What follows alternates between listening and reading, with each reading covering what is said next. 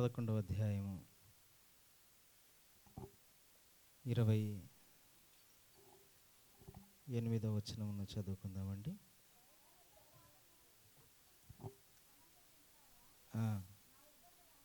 నా యుద్ధకు రండి, నేను మీకు విశ్రాంతిని కలుగజేతును. చాలు, దయచేసి కళ్ళు మూసుకొని తల్ల వంచినట్లయితే చిన్న మాట ప్రార్థన చేసుకుందాం. దేవుడు తన మహాకృప చేత మనల్ని అందరినీ కూడా బలపరచులాగున ఆయన ఇచ్చినటువంటి మంచి సమయాన్ని బట్టి కృతజ్ఞతలు తెలియజేద్దాం. ఆకాశములు మహాకాశములు పట్టజాలినటువంటి మా పరమ తండ్రి, ఆద్యంతరహితుడా, ఆరాధ్యనీయుడా, మీకు స్తోత్రములు, కృతజ్ఞతలు చెల్లించుకుంటున్నాం. మీ యొక్క మహాకృప చేత మీరు అనుగ్రహించినటువంటి ఒక మంచి దినమున ఇటు విధంగా చేరి మిమ్మల్ని ఘనపరచుటకు, మీ మాటలు వినుటకు మమ్మల్ని అందరినీ కూడా సమకూర్చారు, ఆసక్తిని అనుగ్రహించారు. ప్రయాణాల్లో మీరు తోడుగా ఉండి క్షేమకరంగా సురక్షితముగా చేర్చి మీ యొక్క మాటలు వినడానికి మాకు అనుగ్రహించినటువంటి భాగ్యమును బట్టి మీ కృతజ్ఞతలు. 7 వారాలు ఇటు విధంగా కోడికను ఏర్పాటు చేసుకున్నట్టుకు మీరు ఇచ్చిన సమయాన్ని బట్టి మీకు స్తోత్రములు నాయన. ఇప్పటి వరకు సహోదరి సహోదరులు పాటల చేత మిమ్మల్ని గణపరిచినటువంటి విధానం బట్టి మీ కృతజ్ఞతలు. మీరు ఇచ్చినటువంటి చక్కటి స్వరములను బట్టి నాయన మీకే లెక్కలేనన్ని కృతజ్ఞతలు చెల్లించుకుంటున్నాం. ఇంకనూ ఆ పాటల యొక్క భావాలను, ఉద్దేశాలను మేము గ్రహిస్తూ మిమ్మల్ని గణపరిచేటువంటి భాగ్యం దయచేయమని ప్రత్యేకంగా మధుకర్ గారి యొక్క కుటుంబాన్ని, మీకు దాసులు నాయన ఎటువంటి ఆశతో ఆలోచనతో మీకు పాదములను ఆశ్రయించినారో మీరు ఎరుగుదురు. దయతో కనికరించి మీకు సహాయమును దయచేయమని వేడుకుంటున్నాం. ఆశ కలిగేటువంటి ప్రతి ప్రాణమును తృప్తిపరిచేటువంటి గొప్ప దేవుడు తండ్రి, మీ కృతజ్ఞతలు. దయతో నన్ను జ్ఞాపకం చేసుకునండి. అయోగ్యుడను, అల్పుడను, ఎన్నికలేనటువంటి వాడను బలపరచుమని, సంపూర్ణంగా మరుగు చేయమని, మీరు మాత్రమే అత్యధిక ఘనత, మహిమ, ప్రభావములను పొందమని మా ప్రభు అయిన క్రీస్తు పేరిట మిక్కిలి వినంతో బ్రతిమలాడి వేడుకుంటున్నాము తండ్రి. ఆమేన్. దేవుని నామముకు స్తోత్రములు. మీ అందరికీ కూడా ప్రభు అయిన క్రీస్తు పేరిట వందనాలు తెలియజే. మధుకర్ గారి యొక్క విధానం బాగుంటుంది కదండి. నేను వందనాలు చెబితే ఎంతమంది చెప్పారు? అక్కడక్కడ. Thank you. చెప్పినటువంటి వాళ్ళందరికీ కూడా నిండు వందనాలు. వారైతే అందరికీ వందనాలండి. పడుకున్న వాళ్ళు కూడా లేపేటువంటి విధానం మంచిది. అదేవిధంగా వేదికను అలంకరించినటువంటి దేవదాసులు, అదేవిధంగా తమ్ముడు రత్నం గారు దేవదాసులు, వారికి కూడా క్రీస్తు పేరిట ప్రత్యేకమైనటువంటి వందనాలు తెలియజేస్తున్నాను. మరి ఇది ఎన్నో వారం అండి? 7వ వారం. అంటే 7 వారాలు చేయాలనే సరి సంఖ్యలు, బేస్ సంఖ్యలు ఈరోజు మనిషి అనుసరించడం అనేది బహు అలవాటు అయిపోయింది. 3 ఏంటండి, 7 ఏంటండి, ఏడ్చినట్టుగా ఉంటుంది అని ఈ యొక్క సంఖ్యలను గూర్చి ఆలోచిస్తున్నాడు కదండి. మరి అదే సంఖ్యలను ఒకసారి మనం ఆలోచన చేసినట్లయితే ప్రియులారా, 7, 3, 12 కదండి, ఇవన్నీ కూడా సంపూర్ణమైనటువంటి సంఖ్యలుగా జీవగ్రంథము సెలవిస్తుంది. జీవగ్రంథం సెలవిస్తుంది. ఇక వాటిల్లోనికి మనము వెళ్ళకూడదు, కానీ మరి యొక్క అవకాశాన్ని ఇచ్చినటువంటి స్థానిక సేవకులు ఎంతో తగ్గింపు ఆలోచన, దేవుని యొక్క చిత్తమును బట్టి నడుచుకుంటూ ఈ యొక్క మహానగరంలో పరిచర్య చేయడం ఎంతో గొప్పగా విశేషమైనటువంటి సంగతి. మరి ఒక అవకాశాన్ని ఇచ్చినటువంటి సహోదరులు శ్రీధర్ గారికి కూడా ప్రత్యేకమైనటువంటి వందనాలు తెలియజేస్తున్నాం. ఈ యొక్క సమయాన్ని ఇచ్చినటువంటి దేవునికి కూడా మనమందరం కూడా ఏం చేయాలి? కృతజ్ఞతలు. దేవుని నామంకే మహిమ కలుగునుగాక. ఆమేన్. అదేవిధంగా ఇంత చక్కటి వాతావరణంలో ఈ విధంగా మనం అందరం కూడా కూర్చొని దేవుని మాటలు వినడానికి ఈ స్ట్రీట్ అంతా సహకరించారు కదండి. మాకు డిస్టర్బెన్స్ ఏంటండి అని ఆలోచించకుండా, మా ఇంటి ముందు పార్కింగ్ చేసుకోకుండా ఈ విధంగా మమ్మల్ని ఇబ్బంది పెడుతున్నారు అని అనకుండా,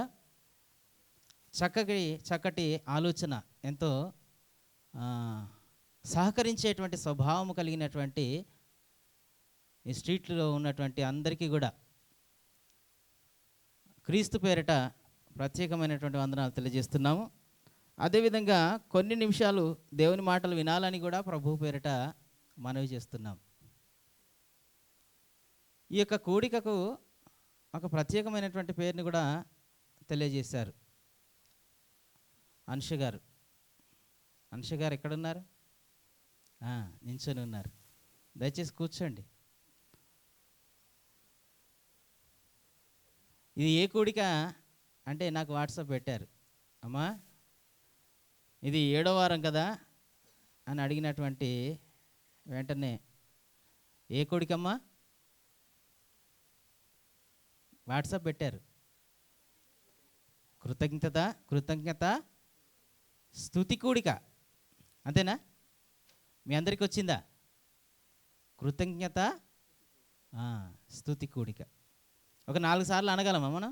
టకటక నాలుక తడబడుతుంది కదండి. ఇటు విధంగా కృతజ్ఞతాస్తుతులు చెల్లించినటువంటి వారు జీవగ్రంథంలో ఎవరైనా ఉన్నారా అంటే ఉన్నారు. ఎవరు వారు? తెలిసిన వాళ్ళు చెప్తారు. అనుషమ్మని అడగాలి. కూడిక ఏర్పాటు చేసినటువంటి కుటుంబము దైవదాసులు మధుకర్ గారు అయితే చెప్పేస్తారు, కానీ అనుషమ్మ గారు కూడా చెప్తారు. కాకపోతే ఇప్పుడు ఓకే, చూద్దాం. చూడండి, ఈ దినాలలో ఇది 2025వ సంవత్సరం కదండి. ఈ 2025వ సంవత్సరంలో అందరూ కూడా డిసెంబర్ 31 నుండి 2024 డిసెంబర్ 31 నుండి ఇక ప్రారంభించారు అడ్వాన్స్. అంతేనా? అటు తర్వాత డైరెక్ట్గా ఏమని, ఇప్పుడు మీ అందరికీ కూడా నేను చెప్పాలి. మీ అందరికీ కూడా నూతన సంవత్సర శుభాకాంక్షలు. Happy new year. మీరు చెప్పరా? Okay, thank you. ఇటు విధంగా ప్రపంచవ్యాప్తంగా ప్రపంచంలో ఉన్నటువంటి ప్రతి మనిషి కూడా హ్యాపీ న్యూ ఇయర్ అని చెప్పాడు కదండి. చెప్పనటువంటి వారు ఉన్నారా? బహు అరుదు.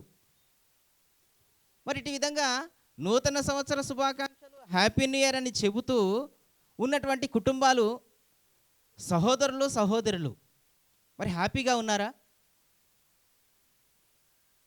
హ్యాపీగా ఉన్నారా అండి? మరి హ్యాపీగా లేనప్పుడు ఈరోజు మనము కూడా ఈరోజు హ్యాపీగా ఉన్నామంటే హ్యాపీగా ఉన్నామంటారు ఒక వర్షన్లో, కానీ మరొక వర్షన్లో ఏం హ్యాపీగా ఉన్నామండి? సంతోషం ఎక్కడిది? కానీ మేము చెబుతున్నాము ఏమని? Happy new year. అంతే కదండి, హ్యాపీ న్యూ ఇయర్. మీ అందరికీ శుభాకాంక్షలు, నూతన సంవత్సర శుభాకాంక్షలు అని చెబుతున్నాం. మరి బాధతో ఉన్నటువంటి మనము దేవునికి ఏ విధంగా కృతజ్ఞతాస్తుతులు చెల్లించగలమా? పౌలు గారు అంటారు, ఫిలిప్పీలకు రాసిన పత్రిక 4వ అధ్యాయములో మనం చూసినట్లయితే, దేనిని గూర్చి కూడా మీరు చింతపడకుడు కానీ ప్రతి విషయములో ప్రార్థనా విజ్ఞాపనముల చేత కృతజ్ఞతాపూర్వకంగా మీ విన్నపములు దేవునికి తెలియజేయండి అని పదే పదే పదే పదే లేఖనము ఘోషిస్తున్నప్పటికీ కూడా మనము మన ఇంటిల్లో ఈ యొక్క వాక్యాలను అలంకరించుకుంటున్నప్పటికీ కూడా, చూస్తున్నప్పటికీ కూడా, మీరు దేనిని గురించి కూడా మీరు చింతపడకూడదు అంటే, ఆలోచించద్దు, బాధపడద్దు అంటే ఈ ప్రపంచం ఆగిందా? అసలు ఏ విషయంలో బాధపడండి ఏ విషయం? అబ్బా దాహం వేస్తుంది,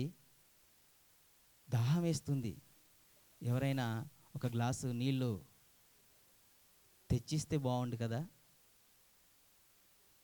అంటే మనం లెగగలము, కాళ్ళు ఉన్నాయి, చేతులు ఉన్నాయి, అయినప్పటికీ కూడా మన ఇంట్లోనే మనకు ఏం తెచ్చి ఇవ్వాలట అంటే నీటి దగ్గరే సమస్య.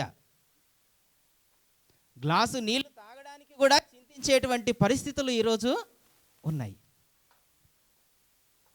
అటువంటి వారందరిని గురించి దేవుడు ప్రపంచవ్యాప్తంగా ఎటువంటి పిలుపునిస్తున్నాడట? ప్రయాసపడి భారం మోస్తున్న సమస్త జనులారా నా దగ్గరికి రండి. సమస్య ఏదైనా కానీ, నాలా నల్లగా ఉన్నటువంటి వారికి, మీలా తెల్లగా ఉన్నటువంటి వారికి, నాలా పొట్టిగా ఉన్నటువంటి వారికి, మీలా పొడుగుగా ఉన్నటువంటి వారికి, జాతి, మతము, కులము, ప్రాంతము భేదమేం లేదు. అందరికీ కావాలి ప్రభు అయిన యేసుక్రీస్తు. ఎందుకు అంటే ఆయన అందరికీ ప్రభు, ఒక్కరికి మాత్రమే కాదు. ఆయన ఏమంటున్నాడంటే, ఒకే ఒక్కడు ఈ ప్రపంచవ్యాప్తంగా పిలిచినటువంటి దేవాది దేవుడు. అటువంటి గట్స్, దమ్ము, సత్తా ఉన్నటువంటి వారు ఈ లోకంలో ఎవరైనా ఉన్నారంటే ఎవరు కూడా లేరు. దేనికి? ప్రయాసపడి భారం మోస్తున్న సమస్త జిల్లారా నా దగ్గరికి రండి. దేనికయ్యా నీ దగ్గరికి వచ్చేది? మతం మార్చుకోవడానికా? ఈ ట్రెడిషన్ మార్చుకోవడానికా? సంస్కృతి మార్చుకోవడానికా? మాట్లాడే పద్ధతులు మార్చుకోవడానికా? మా కుటుంబం వారి చేత అని చీదరించుకోవడానికా? దేనికి నీ దగ్గరికి రావాలి? మా ఇలవేల్పులను వదిలిపెట్టుకోవడానికా? ఏమండి, ఆలోచిస్తున్నారా? ఎన్ని ఉన్నా కానీ వాటిల్లోనే, ఆ పద్ధతుల్లోనే, ఆ వదంతుల్లోనే మునిగి తేలుతూ, ఏమండి, ఆ బాధల్లోనే ఉంటూ, ఇక ఆ బాధలతోనే కన్ను మూస్తూ, ఆ బాధల్లోనికి వెళ్ళకూడదనే దేవుని యొక్క కోరిక. అందుకే ఆయన అంటున్నాడు, ప్రయాసపడి భారం వస్తున్న సమస్త జిల్లారా నా దగ్గరికి రండి. నా దగ్గరికి వస్తే ఏముంటుందో తెలుసా మీకు? విశ్రాంతి, నెమ్మది. ఎటువంటి ఆందోళన పడకుండా, ఏ పరిస్థితి ఎదురైనా, ఎవరు ఏమన్నా, ఎవరు అపార్థం చేసుకున్నా, ఎవరు తిట్టినా, ఎవరు కొట్టినా క్షమించి నెమ్మదిగా ఉండేటువంటి భాగ్యాన్ని దేవుడు ఈ ప్రపంచానికి ఇవ్వడానికి దేవుడిస్తున్నటువంటి ఉన్నతమైన పిలుపు 2000 సంవత్సరముల నుండి ఇక తిరుగుతూనే ఉంది. ఆయన దగ్గరికి వచ్చినటువంటి వారందరూ కూడా పొందుకుంటూనే ఉన్నారు. పొందుకున్నారా లేదా? ఇప్పుడు మనలో కూడా అనేకులం పొందుకున్నాము, ఇంకా పొందుకోనటువంటి వారము కూడా ఉన్నామా లేదా? ఉన్నాం. మరి పొందుకోనటువంటి మనము ఏ విధంగా కృతజ్ఞతాస్తుతులు చెల్లించగలం? కృతజ్ఞతాస్తుతులు ఏ విధంగా చెల్లించగలం? సంతోషంగా ఉంటే కదా కృతజ్ఞతలు చెల్లించేది. ఆనందంగా ఉంటే కదా ఆయనను స్తుతించేది. ఉందా ఆనందం? మనకు ఆనందం ఎక్కడిదండి? ఏం చెప్పాలండి? మా ఆయన అస్సలు నా మాట విననే వినడు. వింటాడా? ఆ. ఆయన అటువైపు అయితే నేను ఇటువైపు. నలుగురిలోనికి వచ్చిన తర్వాత ఇద్దరు చేతులు కట్టుకొని ఆదర్శ దంపతులుగా ఈరోజు చలామణి అయిపోతున్నాం. మేమెవరము అంటే అందరూ అనుకుంటున్నారు ఏమని? ఆదర్శవంతమైనటువంటి దంపతులం మేము. అలా పిల్లలను కనేసాము. వారి పెళ్ళిళ్ళు కూడా అయిపోయాయి. కానీ ఇప్పటికీ మాకేం లేదు. దేవుణ్ణి ఏ విధంగా మేము స్తుతించగలం? గుండె లోతుల్లో నుండి వస్తున్నటువంటి బాధ, వేదన, ఎవరిని కదిలించినా వేదనలే, సమాధానం లేనటువంటి పరిస్థితులే. ఎవరిని కదిలించినా ఏ ఇంట్లో గొడవలు లేవు, ఏ ఇంట్లో గిన్నెలు ఎగరలేదు. ఏమండి? ఎగురుతున్నాయా? ఏ ఇంటిలో సెల్ ఫోన్ పగలలేదు. ఎన్ని పగిలాయి? అంటే ఇటువంటి పరిస్థితుల్లో స్తుతి కూడికనా? కృతజ్ఞతాస్తుతి కూడిక. ఇంకా ఏటట? కృతజ్ఞత స్తుతి కూడిక పెట్టుకునేటువంటి సామర్థ్యము, ధైర్యము మనలో, ఈ క్రైస్తవ సమాజంలో ఎందరికి ఉన్నదండి? ఆలోచించాలి. ఇంతకీ కృతజ్ఞతాస్తుతులు చెల్లించినటువంటి వారు ఎందరో ఉన్నారు. ఆ అందరిలో కొందరి పేర్లు చెప్పారు ఇప్పటి వరకు కదండి. అసలైనటువంటి వారి యొక్క పేరు చెప్పలేదు మీరు. ఇంకా నాకు వినబడలేదేమో. చూద్దాం. దినవృత్తాంతముల మొదటి గ్రంథము 16వ అధ్యాయము 34వ వచనములో మనం చూసినట్లయితే ప్రియులారా, యెహోవా దయాళుడు, దేవుడు దయగలిగినటువంటి వాడు. యెహోవా దయాళుడు, ఆయన కృప నిరంతరముండును. ఆయనను స్తుతించుడి. దేవుని యొక్క కృప ఆగుతుందా? ఆగదు. తల్లి గర్భములో పడినది మొదలుకొని ప్రతి మనిషి కూడా మరణానికి చేరువయ్యేంత వరకు, సమాధిని చేరేంత వరకు ఆయన కృప ఆగుతుందా అండి? ప్రతి ఒక్కరి పట్ల ఆయన యొక్క దయను కనపరుస్తున్నాడు. ప్రతి ఒక్కరికి గాలిని అందిస్తున్నాడు, ఎండను అందిస్తున్నాడు, ఆహారాన్ని అందిస్తున్నాడు, ఆయుష్కాలమును అనుగ్రహిస్తున్నాడు. పెళ్ళిళ్ళు చేస్తున్నాడు దేవుడే. వివాహము చేసుకున్నటువంటి వివాహములో పాలిభాగస్తులైనటువంటి ఆ దంపతులను దీవించి ఆశీర్వదించి పిల్లలను కూడా ఇస్తున్నది దేవుడే. నరులారా రండని పిలిచేది కూడా దేవుడే. ఎందుకు అంటే ఆయన దయగలిగినటువంటి వాడు. మరొక మాటను కూడా చూద్దాం ప్రియులారా. 2వ దినవృత్తాంతముల గ్రంథము 5వ అధ్యాయము 13వ వచనములో కూడా మనం చూసినట్లయితే, బూరలు ఊదు యాజకులు 120 మంది నిలిచిరి. పాఠకులను ఏకస్వరముతో యెహోవాకు కృతజ్ఞతాస్తుతులు చెల్లించుచు గానము చేయగా, యాజకులు పరిశుద్ధ స్థలములో నుండి బయలు వెళ్ళి ఆ బూరలతోనూ తాళములతోనూ వాయిద్యములతోనూ కలిపి స్వరమెత్తి ఏం చెబుతున్నారో ఇప్పుడు వినాలి. యాజకులు స్వరమెత్తి యెహోవా దయాళుడు, ఆయన కృప నిరంతరము కూడా ఉంటుంది. ఆయన కృప నిరంతరం ఉండనని స్తోత్రము చేసిరి. స్తుతులు చెల్లిస్తున్నారు, స్తోత్రిస్తున్నారు. ఆయన కృప ఆగట్లేదండి. ఆయన కృప ఆగట్లేదు, కొనసాగుతున్నది. ప్రతి మనిషి విషయంలో, ప్రతి తరము విషయంలో, ప్రతి జనాంగం విషయంలో ఆగుతుందా? ఏమండి? ఆగట్లేదు. ఆయన దయా కలిగినటువంటి వాడు, దయాళుడు. ఆయన దయాళుడు. ఇంకను చూద్దాం ప్రియులారా. కీర్తనల గ్రంథము 100వ అధ్యాయము ఎందరికో సుపరిచితమైనటువంటి భాగము. 100వ అధ్యాయము 5వ వచనమును మనం చూసినట్లయితే, యెహోవా దయాళుడు, ఆయన కృప నిత్యముండును, ఆయన సత్యము తరతరములు ఉండును. ఆయన ఎటువంటి వాడట? ఆయన దయగలిగినటువంటి వాడు, దయగలిగినటువంటి వాడు. ఆయన కృప ఇంకా ఆగిపోయేది కాదు, ఆగిపోయేది కాదు. ఆయన కృప నిత్యముండును, ఆయనకు కృతజ్ఞతాస్తుతులు చెల్లించుడి అని చూసామా ఇప్పటి వరకు? ఆయనకు కృతజ్ఞతలు చెల్లించుడి.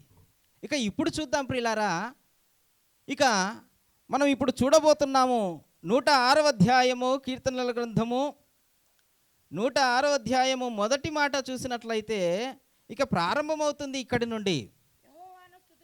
యెహోవాను స్తుతించుడి, యెహోవా దయాళుడు, ఆయనకు కృతజ్ఞతాస్తుతులు చెల్లించండి. ఇప్పుడు దొరికింది మాట మనకు. ఏ మాట?